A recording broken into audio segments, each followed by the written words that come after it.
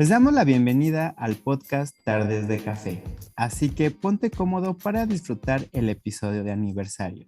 Soy Oscar Ajuria y en esta ocasión, como bien lo han escuchado, es un episodio muy especial porque celebramos un año del podcast. Y no puedo creer todas estas experiencias y aprendizajes que hemos tenido con todos estos episodios. Les agradecemos por el apoyo de este proyecto y que nunca imaginamos la grata respuesta por los escuchas y los invitados que sin duda son parte esencial de cada episodio. Y bueno, como cada episodio, continuaremos descifrando el cómo tener un envejecimiento saludable con una gran invitada, colega, amiga del podcast, creyó en este proyecto, nos dio la patadita de la suerte para platicar en este episodio sobre un tema que ha estado muy presente en este año. Nos referimos a la alimentación sostenible. Pero antes, hola Yair. Hola Oscar, muy contento. De verdad no creíamos que un año después siguiéramos hablando del mismo tema. Sobre todo que dejamos muchas cosas en el tintero y la principal fue, como lo sabe Ana Corona, teníamos muchas ganas de hablar de ese tema. Así que bienvenida Ana otra vez a este tu espacio que eres, digamos, socia fundadora del podcast. Así que bienvenida de nuevo. Gracias Oscar, gracias Jair por la bienvenida. Y bueno, estoy encantada de estar aquí con ustedes. Ya por segunda ocasión me siento privilegiada por ser la primera invitada en repetir su participación en el podcast. Sé que otros invitados, porque también soy su fan y los he estado siguiendo, también han prometido volver y sus temas se quedan inconclusos. Entonces, esperemos que más invitados que estuvieron en este primer año puedan regresar y complementar los temas que comenzaron. Sí, la idea es justo cerrar como la primera temporada que ahora es anual, pero cerrarla contigo porque justo estamos en fechas, coincide perfectamente con un año desde que grabamos contigo el primer podcast. Y bueno, esta vez, ¿qué tema nos propones? ¿Qué tema es de los muchos que viste, de lo mucho que has escuchado el podcast, de lo mucho que ha quedado a medias? ¿Cuál es lo que podríamos empezar a cerrar? Cuéntanos, cerrando también el año además. Claro que sí.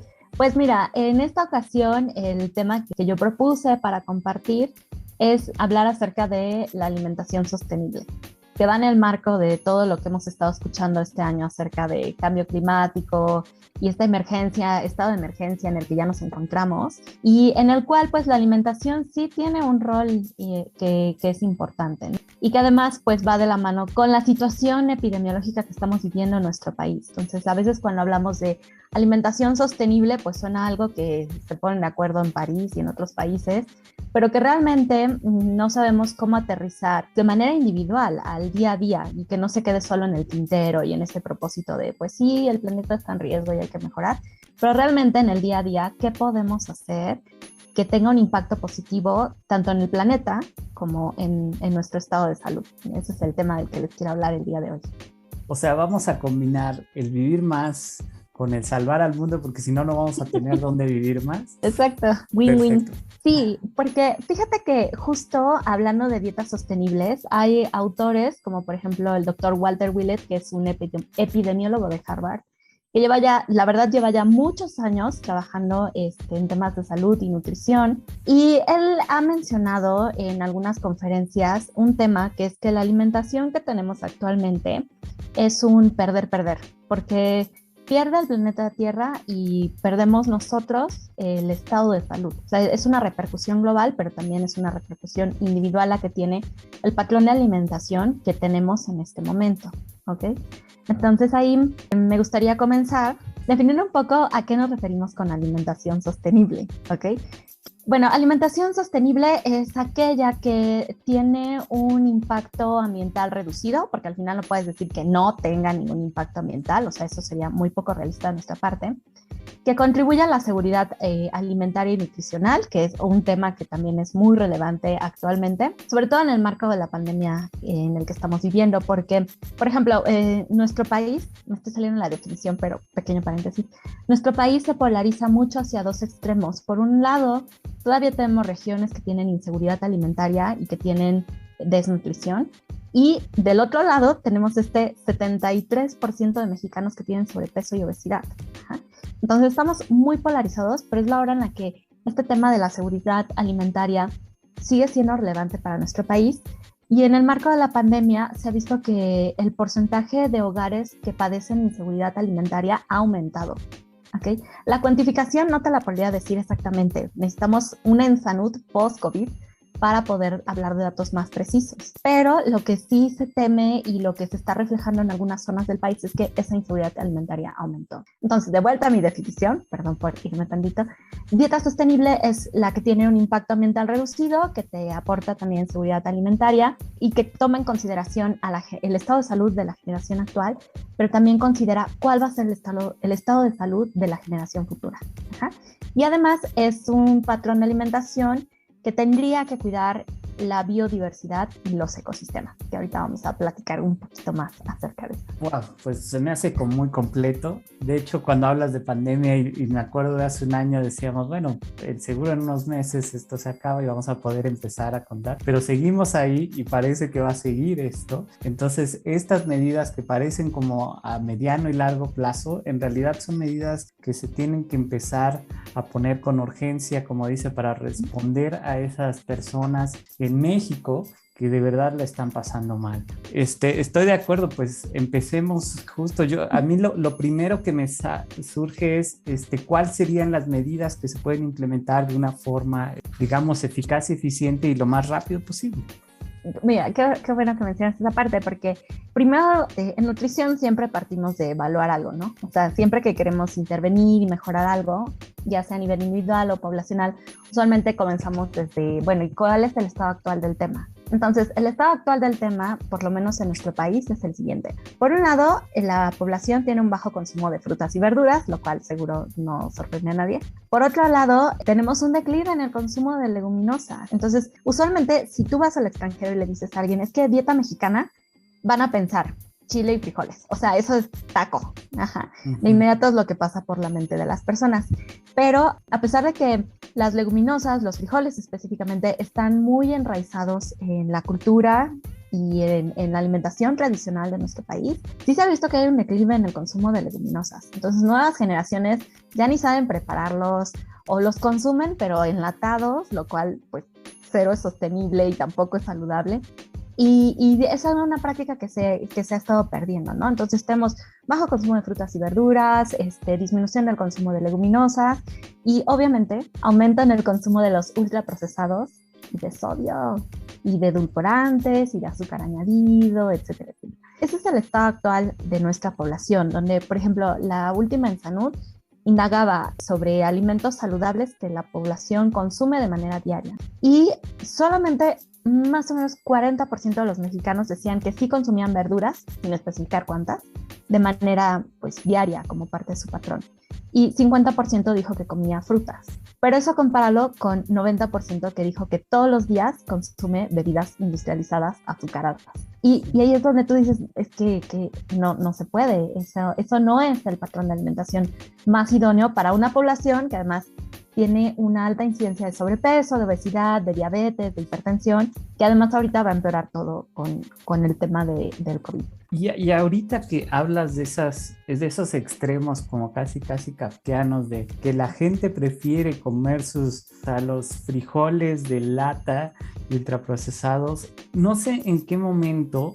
Yo, o sea, entiendo que es por el volumen, pero ¿en qué momento llegar al mercado sale más caro que llegar en latas? La ayuda es como una cosa absurda. O sea, ¿por qué la gente realmente va a preferir un producto enlatado? O sea, además de la cosa perecedera, etcétera, que no, en el frijol no hay casi esa lógica, pero o sea, la gente de bajos recursos se va a acercar más a estos productos que a los productos que tiene cerca. Y como tú dices, hablamos de sustentabilidad.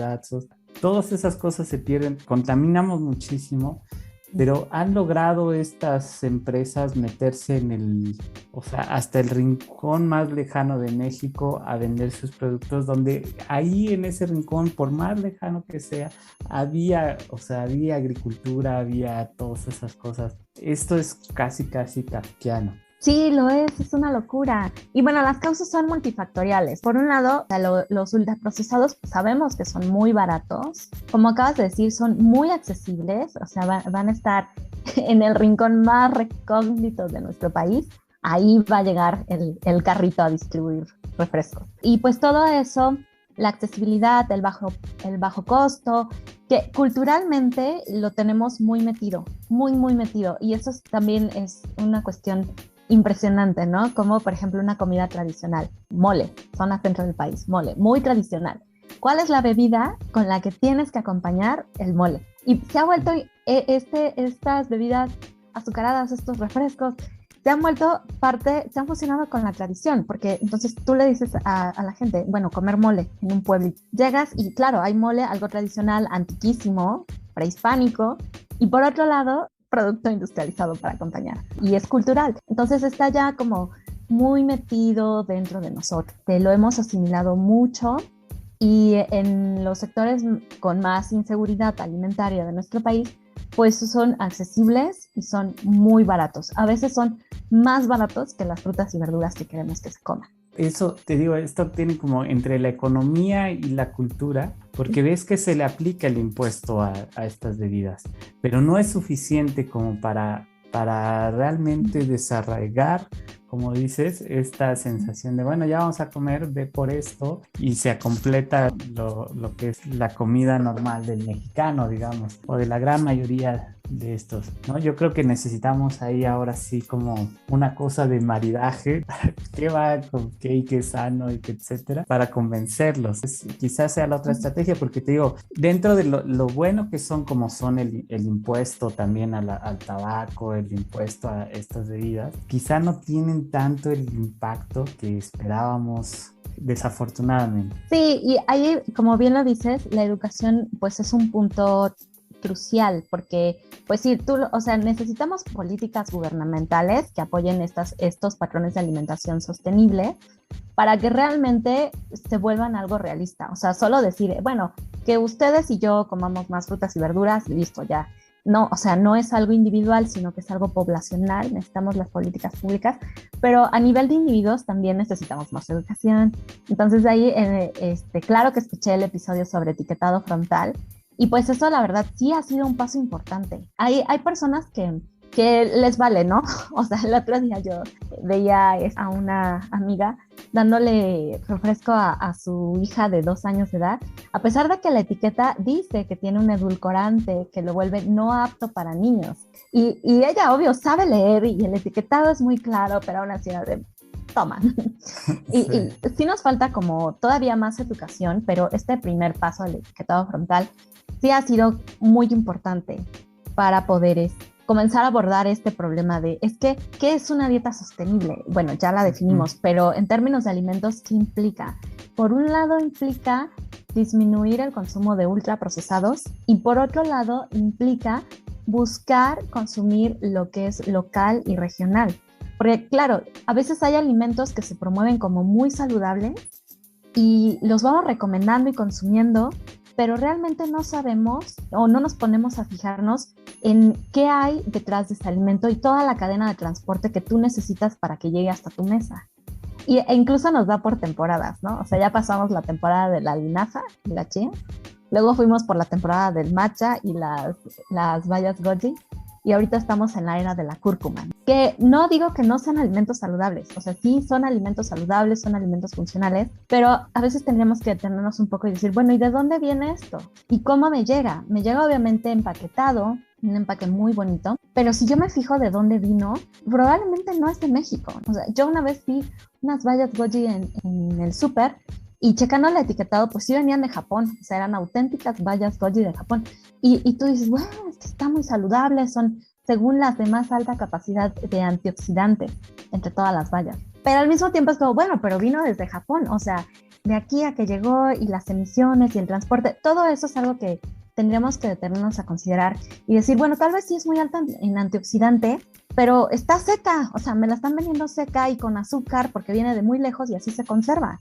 Cuando probablemente voy a conseguir los mismos antioxidantes si yo me como unas fresas producidas localmente, unas fresas mexicanas, que además van a estar más frescas porque me llegan más rápido y por lo tanto tienen un mayor aporte nutrimental, sobre todo de antioxidantes, comparado con este producto que me están trayendo de muy lejos. Y que esa es otra parte de la sustentabilidad, el poder acceder a alimentos que sean regionales y propios de la cultura y las tradiciones de cada zona. No, y recordando también, hablando todo de hace un año, no sé si se acuerdan que hubo un buque que tapó el canal de distribución y desde ahí se empezó a hablar de cuál es el impacto de mandar cosas a través de los buques. O sea, dentro de las energías, y estamos tratando de hablar de eólicas y cada vez nos desgastamos más las vestiduras tratando de utilizar menos el carbón, etcétera. Pero la vida a la que estamos acostumbrados es de pedir los productos y que lleguen y van generalmente por esas vías. O sea, todos los productos de los grandes supermercados están contaminando no solo por el paquete, sino como tú dices, por el gran tráfico que hay de esos buques que están inundando el océano y no solo eso, lo están contaminando de la peor forma. Y es algo a lo que normalmente no le hacemos caso cuando nosotros decimos, bueno, en nuestro día a día yo salgo, voy por... pero... De hecho, mi ropa y cosas, una pila, etcétera, quiero que me llegue al día siguiente en esa tienda que ahora es un monstruo. Exactamente, exacto. Y eso que pasa con esta cadena de distribución de otras cosas que no son comida, porque ahorita mencionaste pues ropa, pilas y así, también sucede con los alimentos, donde sí hemos perdido cultivos, zonas de cultivo en México que ahora se ocupan pues para la construcción de viviendas, para el producto de carne y dependemos en cierta medida de productos que nos llegan del extranjero. También parte de ser sostenibles, pues voy a consumir lo local y lo regional para impulsarlo, para evitar contaminar tanto. Ahí, ¿sabes de qué me acordé? La vez pasada, hace ya un año, estuvimos hablando un poco de patrones cardioprotectores, ¿se acuerdan? Y hablábamos, por ejemplo, del patrón de Okinawa y hablamos un poco de dieta mediterránea. Fíjate que la dieta mediterránea sí es un patrón de alimentación que se puede considerar sostenible, que yo no sabía, justo para este episodio me puse a checar algunos datos sobre ella, que desde 2010 está considerada patrimonio de la humanidad, patrimonio inmaterial de la humanidad. Es como, eso no sabía, está súper bien. Pero, ¿qué es lo que la hace como tan importante? Aparte de que su consumo aporta grandes beneficios a la salud, ven que disminuye el riesgo cardiovascular. Las características que tiene es que no tienen ultraprocesados, o sea, en dieta mediterránea no hay jamón, no hay queso amarillo, o sea, no hay bebidas endulzadas, no hay nada de eso. No tiene ultraprocesados, que es algo por lo cual es sostenible. Tiene, recomienda y enfatiza en consumo de frutas y verduras, proteínas de origen vegetal, sí consumo de proteínas de origen animal también, claro que sí, pero en menor cantidad. Pero lo que la vuelve sostenible no es solo los alimentos que te recomienda, o sea, no es solo que te diga lo que ya todos sabemos, come más frutas y verduras, come menos carne roja. No es solo por eso, también es sostenible porque parte de la definición de dieta mediterránea también implica consumir alimentos que sean de temporada, que es una de sus características sostenibles, y que sean localmente producidos, que es otra de sus características sostenibles. Y tiene una última característica que es que sea culturalmente aceptable, porque es dieta mediterránea, pero esa región es un poco amplia, ¿no? Incluso abarca España, Grecia, Italia, etcétera. Y cada una de esas regiones tiene ciertas adaptaciones culturales a la alimentación. Entonces, esas tres características de la dieta mediterránea la vuelven sostenible, regional, de temporada y culturalmente aceptable. Y esas características son cosas que nosotros desearíamos implementar, pero adaptados a nuestro país. Sí, vamos a comer sostenible, ok, entonces vamos a tratar de comer productos, justo lo que acabo de decir, de temporada. ¿Cuál es la fruta de verdura de esta temporada? Ya empezó la temporada de jícamas, ya empezó la temporada de mandarinas, de naranjas. Entonces hay que consumir todo eso, de preferencia que sea local, y la parte de culturalmente aceptable, integrándolo a un patrón de alimentación con el que estamos familiarizados, porque es el patrón cultural tradicional de cada zona de nuestro país. Sí, Ana, a mí se me hace súper interesante esta cuestión porque recuerdo varias cosas. No sé si han visto este documental de Zac Efron de Netflix, que hay un episodio precisamente de zonas azules, donde él se va a una región de Italia, que son las regiones más longevas, y empieza a ver como todas las cuestiones culturales y de alimentación, donde es la verdad, la vida es muy austera, muy en comunidad. sus pastas las hacen ellos mismos, realmente todo es lo más natural que se pueda, y ahí lo traslado y lo relaciono un poco a la película esta de Como agua para chocolate, en donde cómo cocinan con sentimiento, disfrutando, son sus propios alimentos. Entonces ahí podemos regresar un poco a nuestras raíces. Y bien mencionas esta parte de la dieta mediterránea. ¿Por qué crees que a lo mejor no estaba funcionando en México, no? Porque se habló mucho en este episodio y el año pasado también se habló mucho de la dieta de la milpa. Ah, sí, estuvimos hablando de eso también. Bueno, ahí hay problemas. O sea, la dieta de la milpa es esta adaptación de la dieta mediterránea a algo mexicano. Sin embargo, yo le veo algunos problemas. O sea, a mí me parece un patrón muy recomendable que sí aporta esta parte de sostenibilidad, pero que todavía le falta como un poco más para este win-win de protejo el planeta y protejo mi estado de salud. ¿Por qué? Porque algo que causa ruido en este patrón de dieta de milpa es, por ejemplo, que recomienda endulzantes naturales. Ajá, y habla de, por ejemplo, miel de abeja melipona, que se da en ciertas regiones. En Puebla hay miel de abeja melipona. Habla de piloncillo también, como un endulzante natural.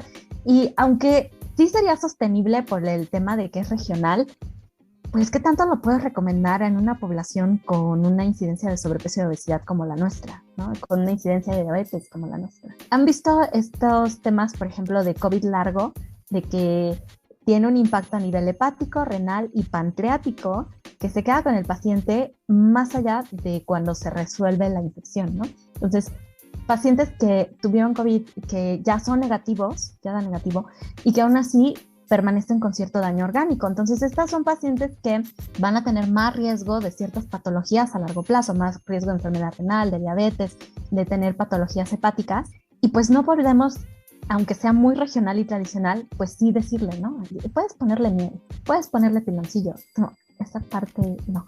Entonces, sí es sostenible, yo estoy muy a favor de promoverla, pero sí tiene algunas recomendaciones en las cuales tendríamos que actuar con precaución, como esta de los endulzantes naturales, de los cuales habla.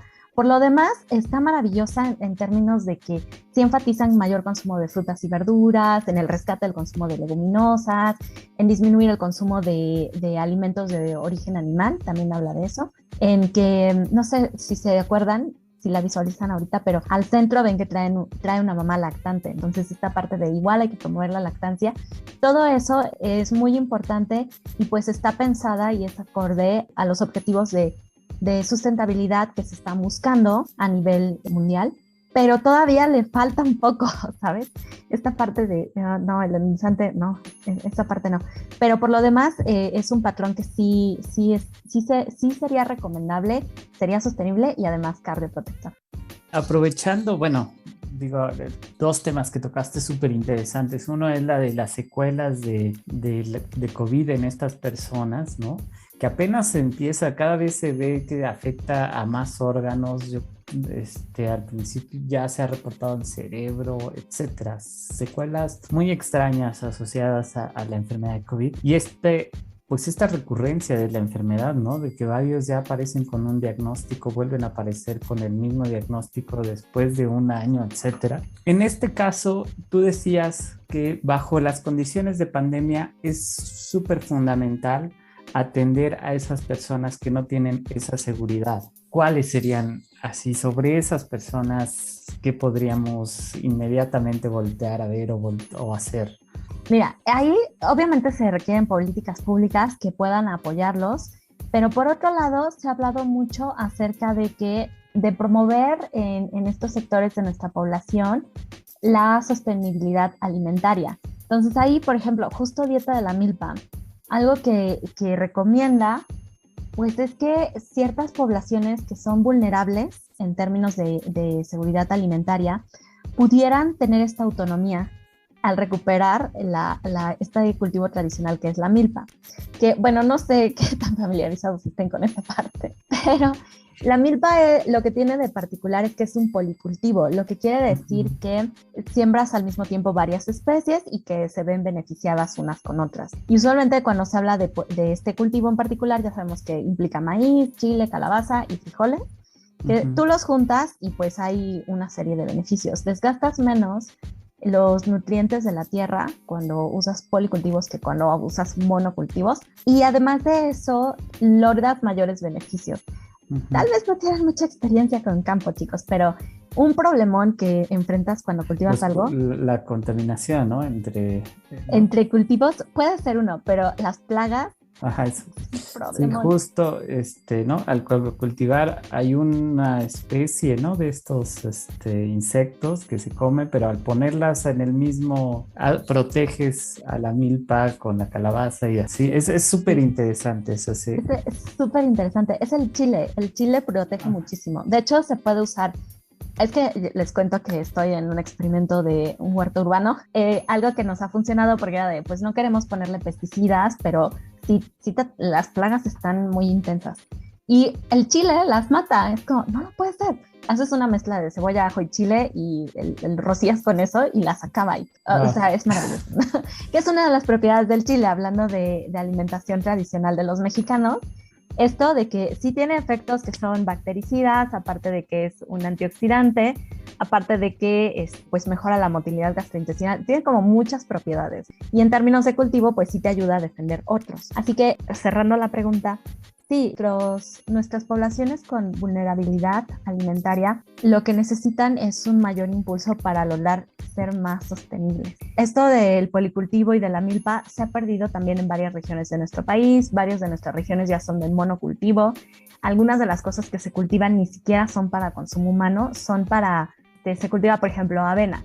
Y en vez de que acabe en consumo humano, se usa como alimento para ganado, borregos, vacas, etcétera, comen avena. Hay regiones donde se siembra maíz y no es para cultivo humano, es para jarabe de maíz de alta fructosa, para acabar convertido en un endulzante que además tiene malas repercusiones para nuestra salud. Entonces, estas zonas que se están volviendo de monocultivo tienen una repercusión dañina no solo sobre el medio ambiente, que nos interesa, sino sobre los sistemas alimentarios, y entonces sí generan mayor vulnerabilidad los monocultivos que los policultivos.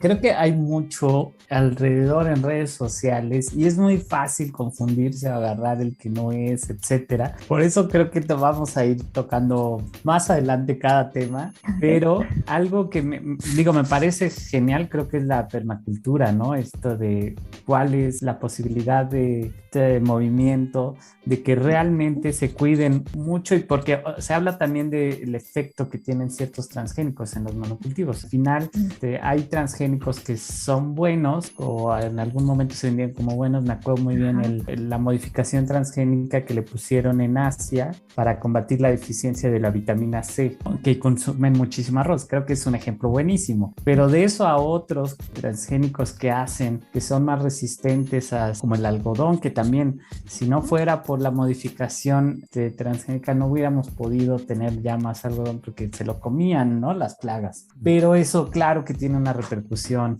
ambiental y probablemente habría que pensar y discutir cada una. Otra, además de esos movimientos que logran apenas darnos a entender cuál es el panorama, es lo que hablábamos de la cultura en la que estamos actualmente. Es una cultura como de inmediatez, de que todo lo queremos ya, que los productos, así sea comida, ropa, cosas de higiene, lleguen al día, o sea, es que sean inmediatos, que ya no tenga yo que esperar, y eso ha hecho, además de que nos ha hecho súper desesperados, nos compromete mucho el medio ambiente. O sea, parece sencillo, pero las decisiones con las que nosotros o la velocidad con la que nosotros hacíamos nuestra vida se ha acelerado a tal punto de que ya no es sostenible. Entonces hay que desacelerar todo.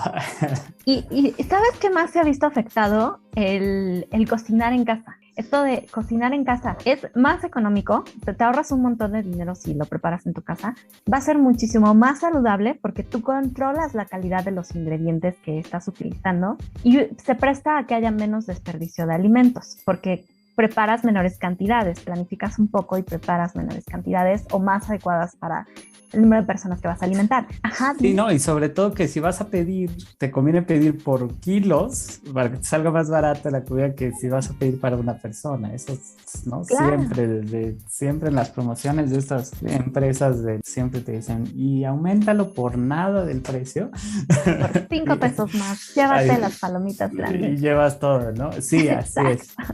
Porque además lo percibimos como algo positivo, o sea, al final como personas, consumidores, percibimos que nos den más por el mismo precio o por menos precio como una cualidad positiva, y entonces pues todos les apuntan, o sea, por ejemplo, las cadenas de comida rápida le apuntan a darte pues lo más grande que se pueda, en teoría, con el menor costo posible, y todas estas promociones de las que acabamos de hablar. Y entonces ahorita este tema de cocinar en casa se ha perdido muchísimo también, y porque también es parte de la vida rápida que tenemos. Entonces yo quiero algo, llamo a Rappi, mándame unos tacos, mándame una pizza, mándame hamburguesas, pero además esa comida que llega rapidísimo a la puerta de tu hogar no va a ser la más saludable, o sea, seguro es la antítesis de la sostenibilidad, pero además de los patrones cardioprotectores, porque va a venir retacada de grasa, de azúcar añadido, de almidones modificados para estabilizarlo, etc. Entonces, esta cultura de la inmediatez de la que estás hablando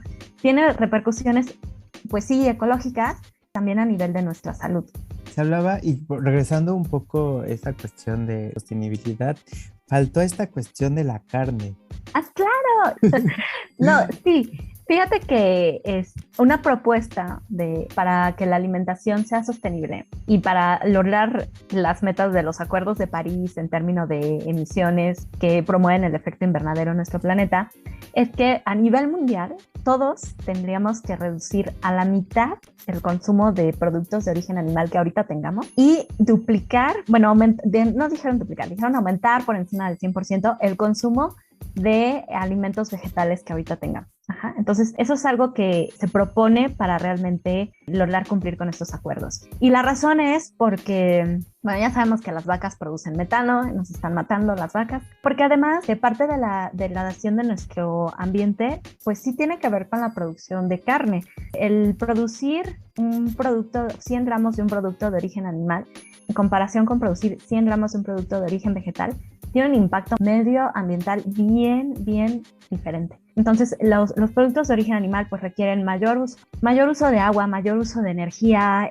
Si son animales de pastoreo, requieren una superficie muy grande para que realmente se puedan pastorear y terminar produciendo carne, en comparación con la superficie que requieren las plantas para crecer y proveernos de proteínas y de otros nutrimentos. Además de que las zonas de pastoreo, pues no sé si han visto estas noticias, por ejemplo, sobre la selva amazónica, que a todos nos llama la atención cuando hablan de ella, respecto a cómo la talan y luego la queman, y es para usarla pues como zona de agricultura, pero también como zona de pastoreo. Y eso sucede en el Amazonas, ¿no? Pero también pasa en México, que regiones de bosques, de selvas son talados y quemados para utilizarlos en agricultura o en pastoreo. Pero la superficie de pastoreo que tú necesitas para producir productos de origen animal es mucho mayor que la que necesitas para utilizarla para la agricultura. ¿Ok? Disminuir el consumo de proteínas de origen animal a la mitad del consumo actual para 2050 es una meta no sé si poco realista o no, la verdad no sabría, falta ver cómo se desarrolla todo esto, pero que sí tiene un impacto medioambiental. Y pues bueno, sabemos que hay estudios que han vinculado, por ejemplo, específicamente el consumo de carne roja con mayor prevalencia de cáncer, con mayor dislipidemia, y que además los productos de origen animal, hablando específicamente de México, que consumimos tienden a ser de mala calidad. O sea, ¿qué estamos comiendo? Pollo súper hormonado, carne, cerdo, un montón de grasa saturada. ¿Qué más estamos comiendo? Nuggets, productos ultraprocesados, jamón, queso. Quesos ultraprocesados que entonces pues tienen un mal impacto en nuestro planeta, pero también un mal impacto en nuestro estado de salud. O sea, realmente los productos de origen animal que consume el mexicano no son como los de mejor calidad posible, ¿ok? Y ahí se habla de que pues todos podríamos consumir una dieta basada en plantas desde los 2 años de edad. O sea, antes de los 2 años de edad falta evidencia para decir que es seguro y que se puede hacer. Pero después de los 2 años de edad, en toda la vida adulta, se puede consumir un patrón basado en plantas, que no es obligatoriamente vegetariano, o sea, no es, y jamás vas a volver a comer un T-bone, un tomahawk, nunca vas a comer, sino que más bien es, sí lo vas a comer, pero será con menor frecuencia. La posibilidad de realmente acceder a buenos alimentos va a también depender de que tanto el medio ambiente lo permita. Y yo creo que lo que es evidente acá es que si seguimos así, no vamos a tener ni agua limpia, ni campos, ni bosques, etcétera.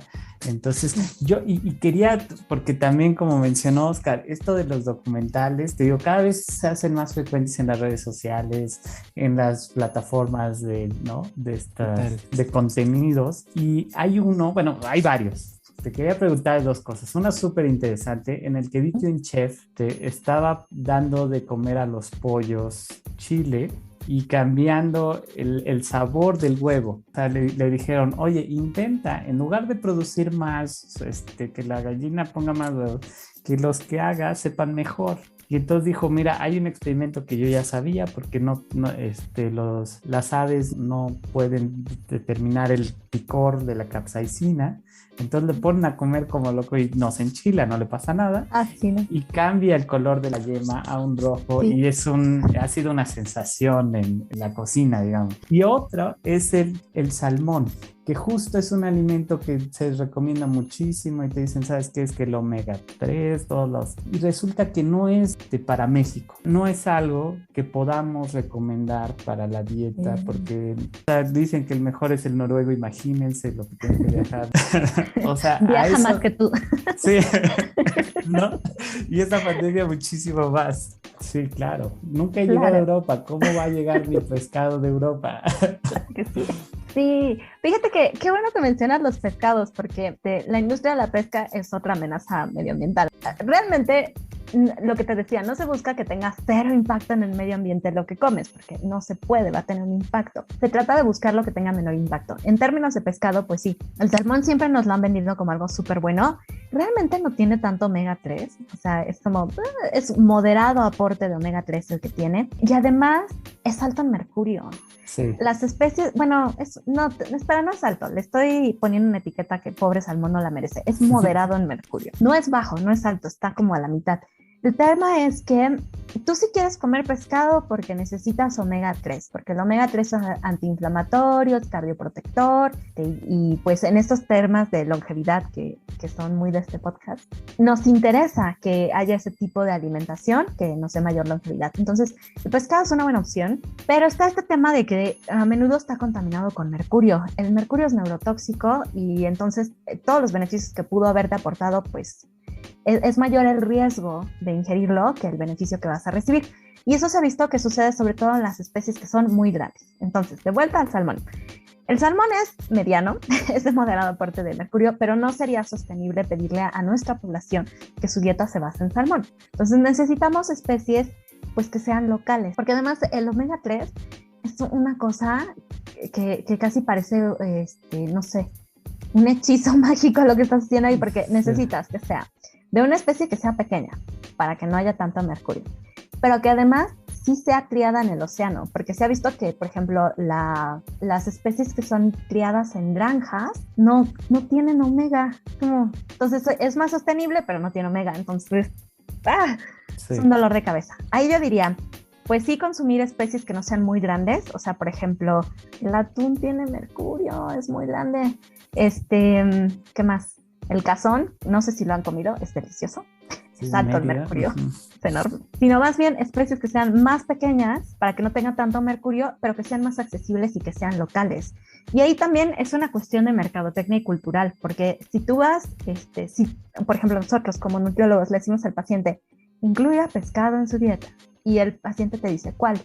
Si tú dices salmón, el paciente dice, perfecto. Porque lo tienen, además, todos lo tenemos en este super concepto del salmón es el mejor pescado que existe, ¿no? Si tú le dices trucha, es como, ¿qué? ¿Trucha? Sardina, es baja en mercurio, es económica y tiene omega, sardina. Y la gente es como, ¿sardina? ¿Qué pasa? ¿Sabes? Porque la tenemos como en el peor de los conceptos, o sea, ¿la sardina qué? ¿Eso qué? También es una cuestión de mercadotecnia, pero sí hay opción ahí. Y en esto del pescado, la recomendación es que podamos consumir 120 gramos a la semana. Con una vez a la semana es suficiente, si es la cantidad adecuada, que, perdón, creo que es alrededor de 120 gramos, no estoy 100% segura. Pero el punto es que no te lo dicen todos los días, que es donde deja de ser sostenible, ¿me explico? Claro. O sea, si yo quiero comer mi salmón noruego todos los días, claro que no es sostenible y incluso puede ser tóxico para mi salud. Es una vez a la semana y ahí es donde es como una vez a la semana eso y el resto de la semana tus proteínas de origen vegetal. Una dieta más basada en plantas, no 100% vegetariana, a menos que se alinee con tus valores y sea algo que desees, pero pues sí buscando que tus proteínas sean más bien de origen vegetal la mayor parte de los días de la semana. Eso es lo que lo volvería sostenible. Y también se está viendo si se puede obtener de plantas también. O sea, si por ejemplo chía, linaza, sí se sabe que contienen también ácidos grasos omega, pero lo que no se sabe es si a largo plazo tiene el mismo efecto en la salud que los que vienen de los pescados. Es lo que nos faltaría saber para con total confianza decir, lo puedes obtener de las plantas, que sería la esperanza. Se nos fue otra vez el podcast como si no hubiera pasado un año, pero espero que no vuelva a pasar otro año y tenerte más seguido aquí. Ya sabes que eres parte de este podcast, siempre eres el gurú de estos temas, así que te agradezco muchísimo, Ana, otra vez hablar esto. Otra vez hay que replantear qué es lo que comemos, como cada año, como ahora que vienen las cenas enormes, hay que realmente preguntarnos si había que cenar tanto y si es sostenible. Lo que sí es sostenible es la invitación que te hacemos otra vez al podcast. Muchísimas gracias, Ana. Muchas gracias, Jair. Gracias, Oscar. Pues muchas gracias, Ana, por otra vez aceptarnos esta gran invitación para el episodio de aniversario. También agradecer a todos los escuchas porque vamos pasito a pasito, pero hemos tenido gran alcance en Latinoamérica y pues en otros países en el mundo hispanohablantes. Y pues lo mejor es que los invitados les ha gustado este yo le digo mini proyecto de Tardes de Café, que surgió con una idea de un webinar de envejecimiento del área de Jair y el área de nutrición, pero se volvió un podcast de varios capítulos. Y bueno, y ya para cerrar, Ana, ¿cuáles serían tus puntos claves para reflexionar sobre este tema? Bueno, uno es hacer esta invitación de tratar de consumir en la medida de lo posible alimentos que sean de temporada y que sean de producción regional o local. O sea, eso sería algo que creo que lo podemos lograr, o sea, no es pedir así demasiado en general y es una recomendación aterrizable a la vida diaria.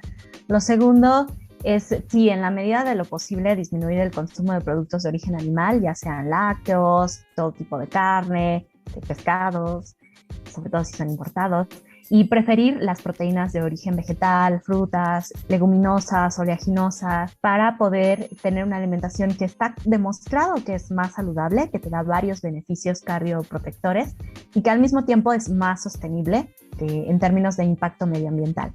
Y lo otro es que le voy a robar esa pregunta que hizo Jair, de cuestionarnos, ¿realmente tengo que comer todo esto?